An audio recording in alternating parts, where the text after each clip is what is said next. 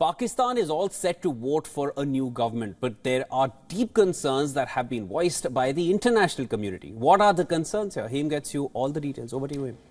Thank you so much, Shivan. Now, as you mentioned, in less than 24 hours on the 8th of February, 128 million Pakistani voters will cast their ballots to choose a new government.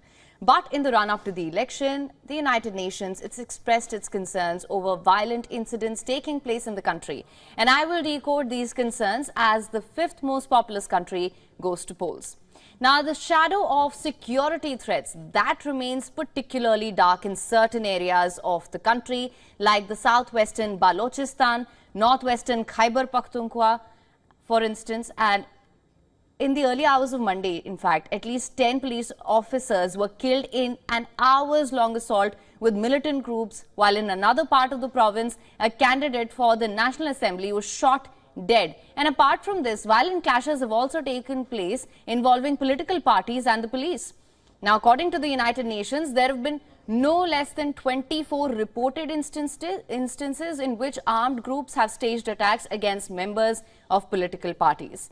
The United Nations, it's also raised its concerns over the pattern of harassment, arrests and detentions of politicians. Leaders, supporters of the Pakistan Tehreek-e-Insaf, which is headed by former Prime Minister Imran Khan, have been a constant target for prolonged crackdown. Multiple legal cases have been brought against the former Prime Minister, as you know, which have disqualified him as a candidate and sentenced him to long prison terms. The election is also a reminder of the barriers faced by women and minority communities in Pakistan, even though as per the 2017 census, women make up for around 49% of Pakistan's population. Out of almost 6,500 candidates contesting the elections, only 5% are women. Imran Khan's Pakistan Tehreek-e-Insaf party has given 53 tickets to women, the most number of tickets given to women by any party, that is. But the other major political parties have fallen short to give even 5% of the tickets to women here.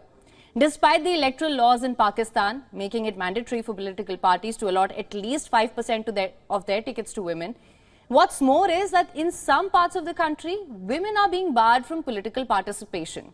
Their husbands are barring them from voting at all. So these are all of the challenges in the run-up to the polls.